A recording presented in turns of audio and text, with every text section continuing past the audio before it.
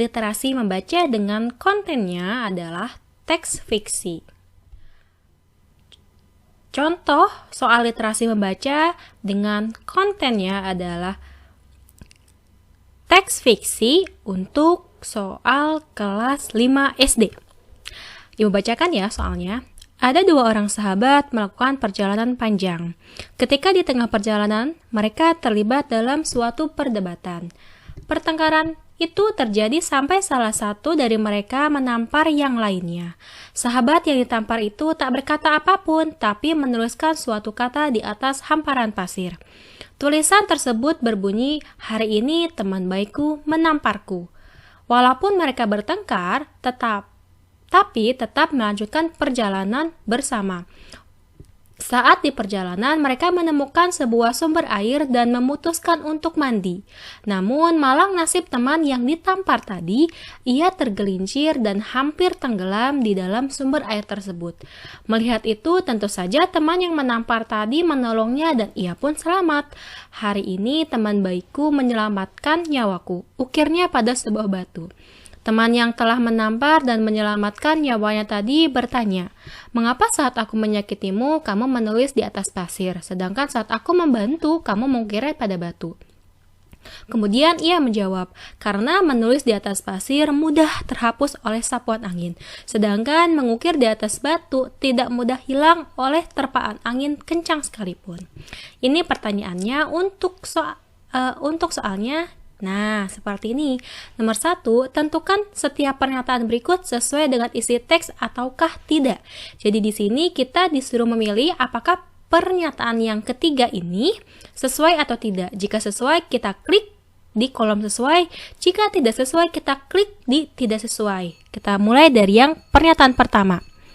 Perjalanan kedua sahabat kemungkinan melewati padang pasir. Ini benar ya, karena di sini ada kejadian di mana temannya itu menulis di atas hamparan pasir. Jadi sesuai. Pernyataan yang kedua orang tetap bersahabat dalam kondisi marah maupun susah. Di sini teman ini meskipun sedang bertengkar, tetapi mereka melanjutkan perjalanan bersama. Artinya mereka tetap bersahabat meskipun dalam kondisi marah maupun susah. Sesuai. Nah, di sini pernyataan yang ketiga. Pesan yang baik ditulis di atas pasir, pesan yang buruk dituliskan di atas batu. Sedangkan di paragraf terakhir ini dia bilang, karena menulis di atas pasir mudah dihapus oleh sapuan angin, sedangkan mengukir di atas batu tidak mudah hilang oleh terpaan angin kencang sekalipun.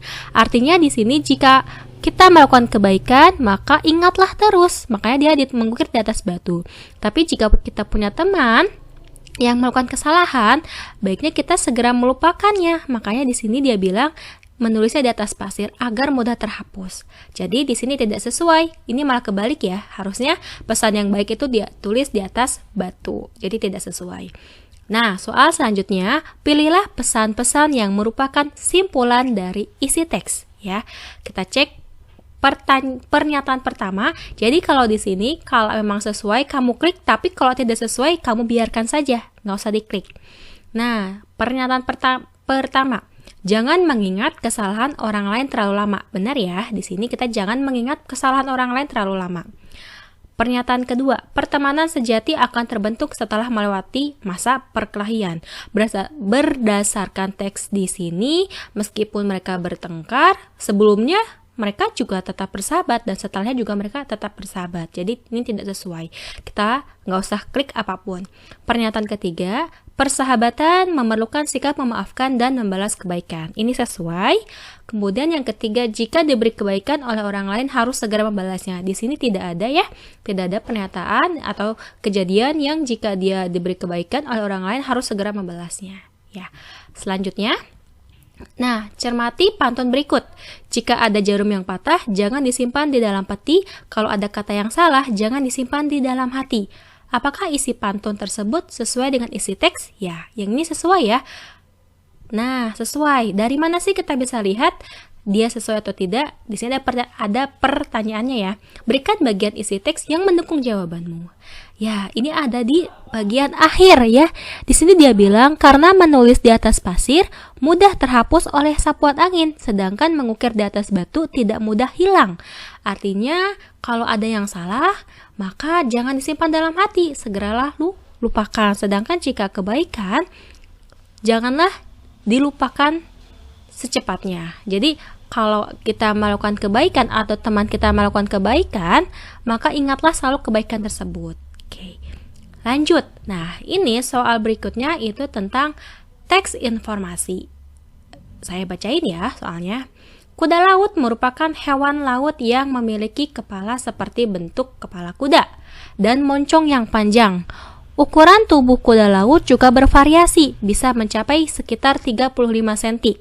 Meskipun merupakan hewan laut, kuda laut ini buruk dalam berenang. Ia memiliki kecepatan berenang sangat lambat. Ini disebabkan oleh keunikan bentuk tubuhnya yang tegak.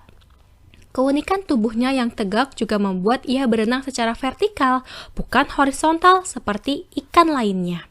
Selain keunikan pada tubuhnya, kuda laut juga ternyata memiliki cara berkembang biak yang unik. Kuda laut betina meletakkan telur-telurnya ke dalam kantung yang terletak di perut kuda laut jantan. Kuda laut jantan juga membawa telur-telur itu kemanapun ia pergi. Setelah beberapa lama, tibalah waktunya melahirkan. Kuda laut jantan membuka kantung di perutnya. Kemudian ratusan bayi kuda laut berhamburan ke laut. Sayangnya dalam ratusan kelahiran bayi kuda laut, hanya beberapa saja dapat bertahan hidup hingga dewasa dan berkembang biak.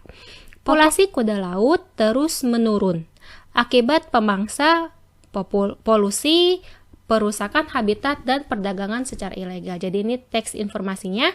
Kemudian kita lihat apa sih yang ditanyakan. Nah, pilihlah pernyataan yang sesuai dengan teks. Jadi sini kita memilih pernyataan ini sesuai dengan teksnya.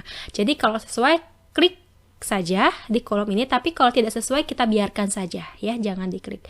Kita lihat teksnya. Nah, kita coba jawab pertama.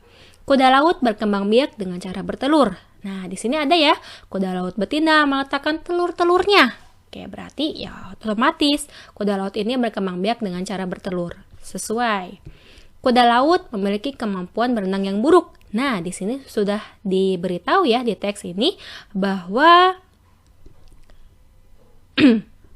kuda laut ini buruk dalam berenang. Nah, di sini udah ada ya, berarti sesuai. Kuda laut memiliki bentuk seperti kuda dan moncong yang pipih. Kita cek. Kuda laut merupakan hewan laut yang memiliki kepala seperti bentuk kepala kuda dan moncongnya yang panjang, bukan pipih, berarti tidak sesuai. Kita nggak usah klik. Lanjut, semua kuda laut memiliki ukuran tubuh yang sama, yaitu sepanjang 35 cm. Kita cek di sini ya. Ukuran tubuh kuda laut bervariasi. Bervariasi artinya berbeda-beda ya. Bisa mencapai sekitar 35. Jadi yang paling panjang itu 35 cm. Tapi di sini bervariasi artinya ada yang kurang dari 35 cm. Jadi di sini pernyataannya tidak sesuai ya. Jadi kita nggak usah klik. Lanjut, nomor 5. Kuda laut jantan membawa telur-telur mereka kemana saja mereka pergi. Kita cari. Nah, di sini.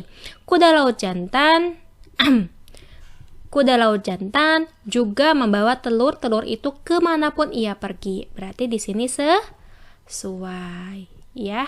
Oke, kita lanjut. Selanjutnya itu tentang masih teks informasi. Di sini ada ada gambar, ya. Membangun transportasi umum mengurai kemacetan. Nah, di sini ada informasi banyaknya jumlah kendaraan, ya. Oke. Nah, kemudian ada lagi gambar selanjutnya. Nah, ini ada rencana sasarannya. Pertama, membangun angkutan massal secepat berbasis rel ya, seperti ini. Kemudian ada juga pangsa pasar angkutan umum perkotaan di kota. Nah, ini angkutan umum. Kemudian ada juga pengembangan BRT, angkutan perkotaan berbasis bus. Nah, ini ada bus. Kemudian ada pengembangan kereta perkantoran di 10 kota metropolitan. Jadi ini merupakan rencana sasaran 5 tahun ke depan. Nah, kita langsung cek apa sih pertanyaannya.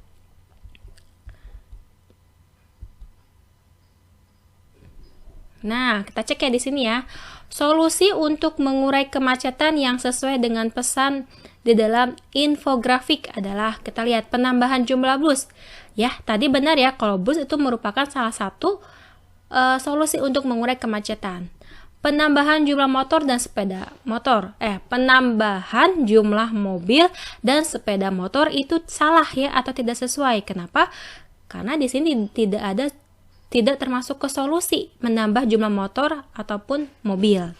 Anjuran untuk lebih sering naik kendaraan umum. Nah, ini sesuai ya, karena tadi sasarannya adalah memperbanyak angkutan umum, maka otomatis anjurannya untuk sering naik kendaraan umum.